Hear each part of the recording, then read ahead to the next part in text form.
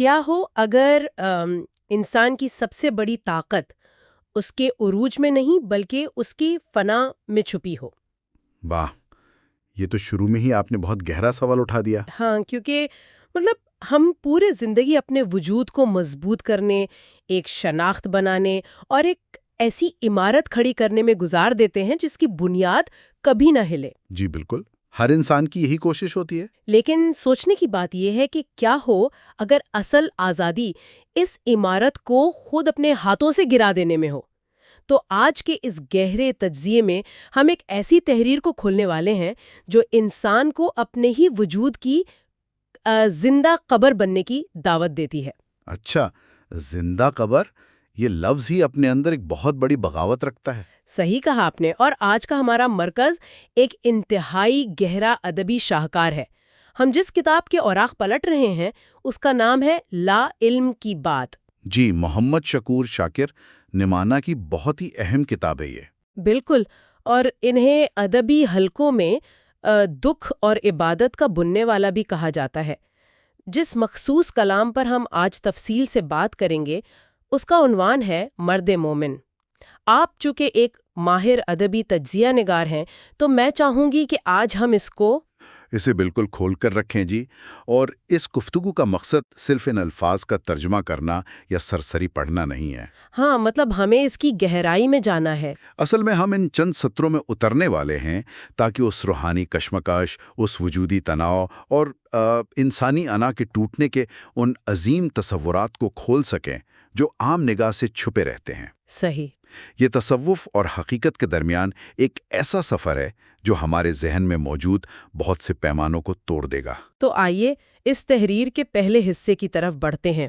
میں پہلی 2 سطریں پڑھتی ہوں جن کا وزن فوراً ہی ایک عجیب سی کیفیت پیدا کر دیتا ہے۔ جی پڑھیے۔ تحریر کی لائنز کچھ یوں ہیں کہ نفی دیکھ، کبھی ہم بھی سفید پوشاک تھے، سر میں خاک، آنکھیں نم دیکھ۔ اوہو، یہ الفاظ اپنے اندر ایک پوری صدی کا دکھ سمیٹے ہوئے ہیں۔ دیکھیں، نفی دیکھ سے شروعات کرنا سیدھا ایک جھٹکا ہے پڑھنے والے کے لیے۔ ہاں، بالکل جھٹکا ہے، اور میں اس کو سمجھنے کے لیے ایک مثال سامنے رکھنا چاہتی ہوں۔ کیا لفظ نفی یعنی کسی چیز کا انکار کرنا یا اس کو مٹا دینا بالکل ویسا ہی نہیں جیسے کسی پیالے کو نئے سرے سے بھرنے کے لیے پہلے اسے پوری طرح خالی کرنا پڑتا ہے؟ بہت خوبصورت مثال دی آپ نے، بالکل ایسے ہی ہے۔ کیونکہ ایک پیالہ جو پہلے ہی کسی پرانے مشروب سے لبالب بھرا ہو، اس میں کسی نئے روحانی سرچشمے کا قطرہ بھی نہیں گر سکتا۔ اور پھر یہ جو سفید پوشاک کا ذکر ہے یہاں پر، جی یہ شاید اس بھرے ہوئے پیالے کی نشانی ہے۔ اگر ہم آج کے دور میں دیکھیں تو یہ سفید پوشاک ہماری وہ بے داغ شناخت ہے جو ہم دنیا کے سامنے پیش کرتے ہیں، ہے نا؟ صحیح کہہ رہی ہیں آپ۔ ہماری کامیابی، ہمارے عہدے، ہماری وہ تصویریں جن میں کوئی نقص نہیں ہوتا۔ اور یہ سفید رنگ ہے نا، یہ ظاہری پاکیزگی اور دنیاوی شان و شوکت کی علامت ہوتا ہے تصوف میں۔ اچھا، تصوف میں اس کی علامت ہے؟ ہاں، یہ وہ مقام ہے جہاں انسان دنیا کی چکا چوند میں ہوتا ہے اور سمجھتا ہے کہ وہ مکمل ہے، لیکن روحانی سفر میں پہلا قدم ہی اس غرور کو مٹا دینا ہے۔ تو یعنی نفی کا مطلب صرف عام انکار نہیں ہے یہاں؟ نہیں، بالکل نہیں۔ یہ انا یعنی انسانی میں اور غرور کے ختم کا اعلان ہے۔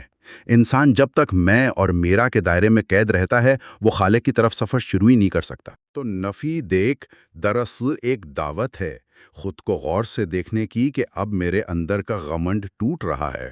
تو پھر یہ سفید پوشاک اور سر میں خاک کے درمیان جو ایک انتہائی واضح تضاد مصنف نے پیش کیا ہے وہ کیا ظاہر کرتا ہے؟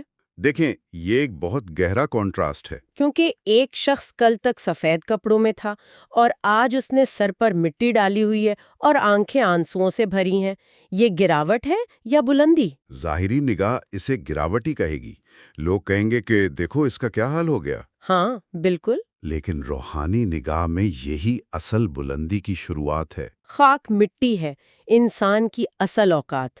سر میں خاک ڈالنا ایک انتہائی عاجزی، ندامت یا بہت بڑے غم کی علامت ہے۔ مطلب جب اسے اپنی حقیقت کا پتہ چلتا ہے آئین مطابق جب انسان اس حقیقت کو پا لیتا ہے کہ اس کی سفید پوشاک صرف ایک دکھاوا تھی تو وہ اس دکھاوے پر رو پڑتا ہے۔ تبھی وہ لکھتے ہیں آنکھیں نم دیکھ۔ جی، آنکھیں نم دیکھ اس بات کی گواہی دے رہا ہے کہ یہ خاک صرف ظاہری نہیں ہے بلکہ اندر کا موسم بھی مکمل طور پر رونے اور آنسوؤں کی زد میں ہے۔ واقعی یہ حصہ واضح کرتا ہے کہ اصل سفر کا آغاز اپنی بڑائی کو مٹانے اور اس خاک کی طرف پلٹنے سے ہوتا ہے جس سے انسان بنایا گیا ہے۔ بالکل۔ لیکن میرے ذہن میں ایک سوال آ رہا ہے، جب انسان اپنی میں کو پوری طرح مٹا دیتا ہے، مطلب اپنی پہچان کی سفید پوشاک اتار کر پھینک دے اور اپنے وجود پر خاک ڈال لے، تو پھر بچتا کیا ہے؟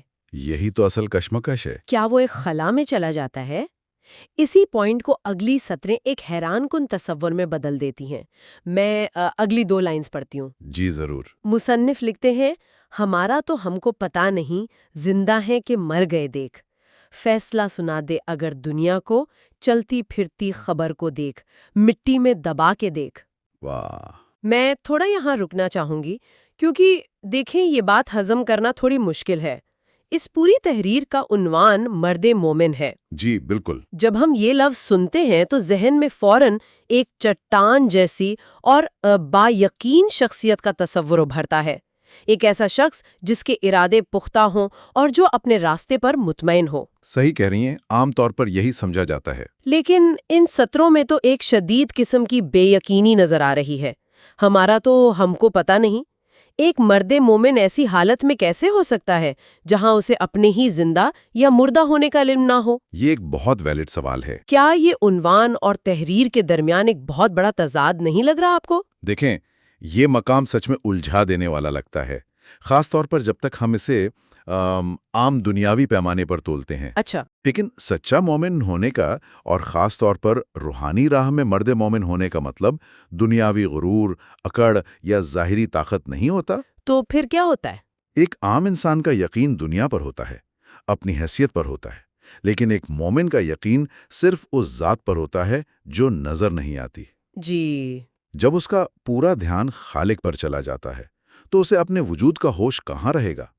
اس نے اپنے وجود کی طاقت سے لطف اندوز ہونا چھوڑ دیا ہے۔ مطلب اس نے اپنی حیثیت کو بھلا دیا ہے؟ بالکل، خدا کے سامنے اپنے وجود کی حقیقت کو اس حد تک جان لیا ہے کہ اب دنیاوی حوالے سے زندہ یا مردہ ہونے کا فرق ہی ختم ہو گیا اس کے لیے۔ اچھا، مطلب یہ بے یقینی نہیں ہے بلکہ ایک ایسی منزل ہے جہاں انسان اپنی میں سے اتنا خالی ہو چکا ہے کہ اب اسے خود کی فکر ہی نہیں رہی۔ صحیح پکڑا آپ نے۔ وہ ایک ایسی لا تعلقی میں چلا گیا ہے جہاں وجود اور عدم وجود برابر ہو گئے ہیں۔ ایگزیکٹ، یہی بات ہے۔ اور یہاں پر دھیان دیں اس انتہائی طاقتور استعارے پر جو مصنف نے استعمال کیا ہے، چلتی پھرتی قبر۔ ہاں، یہ سن کے ہی ایک عجیب سی کیفیت ہوتی ہے۔ یہ لفظ سیدھے سیدھے صوفی روایت کے اس عظیم تصور کی طرف لے کر جاتے ہیں جو کہتا ہے موتو قبلاً ان تموتو، یعنی مرنے سے پہلے مر جاؤ۔ صحیح۔ اس مرنے سے پہلے مر جاؤ والی بات کو ہم آج کے انسان کے حوالے سے کیسے سمجھیں؟ چلتی پھرتی قبر بن جانے کا عملی مطلب کیا ہوگا؟ دیکھیں، ہماری زندگی دراصل ہماری خواہشات کا نام ہے۔ جی، دنیا میں ہم یہی کرتے ہیں۔ مجھے یہ منصب مل جائے، میرا گھر بڑا ہو، لوگ میری تعریف کریں۔ جب کوئی انسان ان تمام دنیاوی خواہشات، نفس پرستی اور لالچی امیدوں کو اندر ہی مار دیتا ہے تو وہ خالی ہو جاتا ہے ان چیزوں سے۔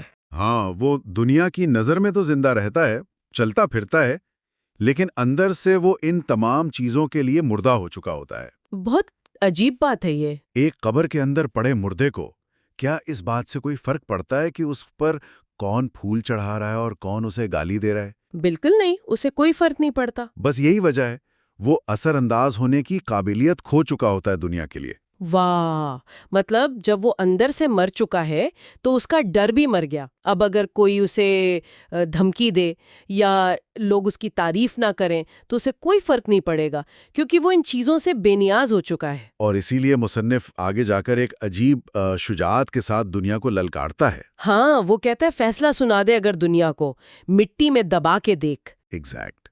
مصنف کہہ رہا ہے کہ تم مجھے اس زمین میں دبا کر ڈرا نہیں سکتے، میں تو پہلے ہی اپنی انا، اپنے غرور اور اپنی میں کو دبا کر ایک چلتی پھرتی قبر بن چکا ہوں، مجھے اور کتنا دباؤ گے؟ اف، یہ بات سچ میں رونگٹے کھڑے کر دیتی ہے۔ یہ کمزوری نہیں ہے، بلکہ اب میری سمجھ میں آ رہا ہے کہ یہ تو ایک انتہائی عظیم قسم کی طاقت بن گئی ہے۔ سب سے بڑی طاقت ہے یہ۔ جب کسی شخص کو اپنے وجود کے کھونے کا ڈر ہی نہ رہے، جب وہ خود کو پہلے ہی مٹا چکا ہو، تو دنیا کی کوئی طاقت اسے ڈرا یا خرید نہیں سکتی۔ بالکل صحیح۔ واقعی یہ لفظ مرد مومن اب اپنے پورے وقار کے ساتھ سامنے آ رہا ہے۔ پہلے حصے میں ہم نے دیکھا نفی تھی، اپنے غرور کو مٹانے کا عمل، اور دوسرے حصے میں اس نفی کے نتیجے میں ملنے والی عظیم آزادی اور بے خوفی سامنے آئی۔ ہاں، جہاں انسان بس موت سے آگے نکل گیا ہے۔ لیکن اگر وہ موت سے آگے نکل چکا ہے، اگر وہ اندر سے مر چکا ہے، تو کیا اس کے اندر کوئی امید باقی نہیں بچتی؟ یہ بھی سوچنے کی بات ہے۔ کیا روحانی سفر کا آخری مقام صرف ایک مردہ دلی ہے؟ اس کا جواب ہمیں اس ادبی سفر کے تیسرے اور آخری حصے میں ملتا ہے۔ آئیے یہ آخری 2 لائنز پڑھتے ہیں۔ جی۔ مصنف لکھتے ہیں، خود دیا جلاؤں سامنے یا تربت پر حسرتیں دیکھ، شاکر کہے شکور سب تو ہے، تو بے نیاز ہے، میری نیازی تو دیکھ۔ ان آخری سطروں کو پڑھنے کے بعد ایک اور ذہنی کشمکش شروع ہو جاتی ہے۔ سامنے دیا جلانا امید، روشنی اور زندگی کی علامت لگتا ہے، جی بالکل۔ جبکہ دوسری طرف تربت یعنی قبر پر حسرتیں رکھنا مسلسل مایوسی اور غم کی نشانی ہے۔ ایسا محسوس ہوتا ہے جیسے مصنف اپنی فنا کی کیفیت میں بھی آگے بڑھنے کی روشنی اور ماضی کے پچھتاووں کے درمیان جھول رہا ہے۔ آپ نے اس تناؤ کو بہت خوبصورتی سے واضح کیا۔ یہ وہ مقام ہے جہاں دکھ اور عبادت کا بننے والا اپنے فنا ہونے کے بوجھ کو پوری طرح محسوس کر رہا ہے۔ صحیح۔ ایک عام انسان خواہشات کو پانے کے لیے دیا جلاتا ہے، لیکن یہاں معاملہ الگ ہے۔ وہ انسان تو خود چلتی پھرتی قبر بن چکا ہے، تو یہ حسرتیں کس چیز کی ہیں پھر؟ ہاں، مردے کو کیا حسرت ہو سکتی ہے؟ یہ دراصل اس امید کی کشمکش ہے جو انسان اور خالق کے درمیان رابطے کے وقت ابھرتی ہے۔ وہ دیا روشن کرنا اصل میں اپنی مردہ خواہشات کا ماتم بھی ہے اور خدا کی طرف دیکھنے کی ایک آس بھی۔ واہ، پھر آخری لائن میں آتے ہی جیسے پورا فلسفہ سمٹ کر ایک ایسی دستک بن جاتی ہے جو سیدھا دل پر لگتی ہے۔ شاکر کہے شکور سب تو ہے۔ یہاں تو لفظوں کا ایک خوبصورت کھیل، ایک نہایت گہرا ادبی تانا بانا بن دیا گیا ہے۔ بے شک، اور یہی اس پوری نظم کا سب سے روشن مقام ہے، میں سمجھتا ہوں۔ مصنف کا تخلص شاکر ہے، جس کا مطلب ہے شکر گزار، اور وہ مخاطب کس سے ہے؟ شکور سے۔ شکور سے، جی۔ شکور اللہ کا ایک عظیم صفاتی نام ہے، جس کا مطلب ہے سب سے زیادہ قدر کرنے والا، وہ جو تھوڑے اعمال کا بہت بڑا اجر دیتا ہے۔ صحیح۔ مصنف اپنے نام اور خدا کے نام کے درمیان اس رابطے کو استعمال کر کے اصل میں اپنے اور خالق کے درمیان کے رشتے کی حقیقت بیان کر رہا ہے۔ مطلب شکر کرنے والا اپنی حالت پیش کر رہا ہے قدر کرنے والے کے سامنے۔ بالکل۔ اور اسی کے فوراً بعد تصوف کی وہ آخری اور سب سے اہم بنیاد آتی ہے جو ان تمام لائنز کا نچوڑ لگتی ہے مجھے۔ کون سی بھلا؟ خدا کا بے نیاز ہونا اور انسان کا نیازی ہونا۔ بے نیاز وہ ذات ہے جسے کسی چیز کی پرواہ نہیں، وہ کسی پر منحصر نہیں۔ بے شک۔ اسے انسان کی عبادت، اس کی سفید پوشاک یا اس کی کسی بھی کوشش کی کوئی ضرورت نہیں ہے، اور اس کے بالکل مخالف نیازی ہونے کا مطلب ہے مکمل طور پر محتاج ہونا۔ دیکھیں، یہ حصہ پچھلے تمام دکھ، نفی، فنا اور مایوسی کو ایک نقطے پر اکٹھا کر دیتا ہے۔ جی۔ مصنف اس بات کا اقرار کر رہا ہے کہ اے شکور تو سب کچھ ہے اور میں کچھ بھی نہیں۔ جو سفر پہلی لائن میں سفید کپڑوں کے غرور کو مٹی میں ملانے سے شروع ہوا تھا، وہ یہاں آ کر اس مقام پر ختم ہوتا ہے جہاں انسان اپنے دونوں ہاتھ اٹھا کر اپنی مکمل بے بسی کو بارگاہ الہی میں پیش کر دیتا ہے۔ صحیح۔ وہ کہہ رہا ہے کہ میری یہ عاجزی، میرا یہ ٹوٹ جانا، میرا چلتی پھرتی قبر بن جانا، یہی میری نیازی ہے۔ ہاں، یہی میری نیازی ہے۔ میری اس محتاجی کی قدر کر۔ یہ آخری لفظ ہار نہیں ہے، بلکہ سب سے بڑی فتح ہے۔ واقعی یہ ایک عجیب سا اثر چھوڑتی ہیں یہ آخری لفظیں۔ ہم اکثر سکھاتے ہیں کہ کامیابی جیتنے میں ہے، حاصل کرنے میں ہے، اور کسی سے امید لگانے میں ہے۔ دنیا یہی سکھاتی ہے۔ لیکن اس ادبی تجزیے نے ہمیں سکھایا کہ بعض اوقات اصل عروج اور اصل کامیابی خود کو پوری طرح مٹا دینے میں ہوتی ہے۔ بالکل۔ اگر ہم اس پرمغز گفتگو کا نچوڑ پیش کریں تو ہم نے دیکھا کہ کیسے لا علم کی بات کی ان صرف 6 سطروں نے ہمیں ایک پورا روحانی دوڑ دکھایا۔ ہم سفید پوشاک کے دکھاوے اور غرور کو توڑ کر نفی تک پہنچے۔ جی۔ پھر ہم نے دیکھا کہ کیسے اپنے وجودی بحران اور ڈر کو مار دینے کے بعد انسان ایک چلتی پھرتی قبر بن جاتا ہے جو دنیا کی ہر فکر سے آزاد ہے، اور آخر میں یہ سارا سفر اس عظیم اقرار پر ختم ہوا جہاں بے نیاز خالق اور نیازی انسان کا آپس میں سامنا ہوتا ہے۔ یہی ان سطروں کی عظیم خوبصورتی ہے۔ ایک ماہر ادبی تجزیہ نگار کی حیثیت سے میں یہی کہوں گا کہ یہ صرف شاعری نہیں ہے، بلکہ ایک آئینہ ہے جو ہماری روح کے سامنے رکھ دیا گیا ہے۔ صحیح۔ ہر انسان کسی نہ کسی مقام پر ان 3 مرحلوں سے ضرور گزرتا ہے: غرور، فنا اور تسلیم۔ ان سب چیزوں کو سمجھنے کے بعد میرے ذہن میں ایک ایسی سوچ آ رہی ہے جو شاید آج کے دور کے لیے انتہائی اہم ہے۔ ہم ایک ایسی دنیا میں زندہ ہیں جو چوکنتی ہے، جہاں ہر کسی کو چلا چلا کر اپنا وجود ثابت کرنا پڑتا ہے۔ ہاں، لوگ سوشل میڈیا پر اور ویسے بھی ہر وقت یہی کر رہے ہیں۔ ہماری زندگی کا بڑا حصہ دوسروں کی نظروں میں اپنی اس سفید پوشاک کو بے داغ رکھنے میں نکل جاتا ہے۔ ہر شخص خود کو برانڈ بنانے میں لگا ہے آج کل۔ یہی ٹریجڈی ہے ہماری۔ ایسے ماحول میں جہاں ہر طرف ظاہری دکھاوے اور عزت نفس کا شور ہو، وہاں خود کو مٹا کر ایک چلتی پھرتی قبر تصور کر لینا دراصل کوئی کمزوری نہیں لگتی مجھے، بلکہ میری نظر میں یہ اس دور کی سب سے بڑی اور انتہائی طاقتور بغاوت ہے۔ یہ ایک بہت ہی گہرا نقطہ اٹھایا آپ نے، کیونکہ اگر ایک انسان اس دنیا میں رہتے ہوئے خود کو چلتی پھرتی قبر تصور کر لیں اور اپنی تمام خواہشات کی نفی کر دے، تو کیا دنیا کا کوئی فیصلہ، کوئی ڈر یا کوئی لالچ اسے کبھی اپنے راستے سے ہٹا سکتا ہے؟ کبھی نہیں۔ کیا یہی اصل میں مرد مومن ہونے کی سب سے بڑی آزادی نہیں ہے؟ یہ ایک ایسا سوال ہے جو ہر پڑھنے والے کو غور کرنا چاہیے۔ جب پوری دنیا آپ سے یہ مطالبہ کر رہی ہو کہ خود کو ثابت کرو اور آپ جواب میں کہیں کہ میں تو ہوں ہی نہیں، تو آپ ان کے تمام ہتھیار نکارہ کر دیتے ہیں۔ بالکل، ہتھیار ہی گر جاتے ہیں ان کے۔ یہی سچی آزادی ہے، جہاں انسان دنیا کا محتاج نہیں رہتا، صرف خالق کا نیازی بن جاتا ہے۔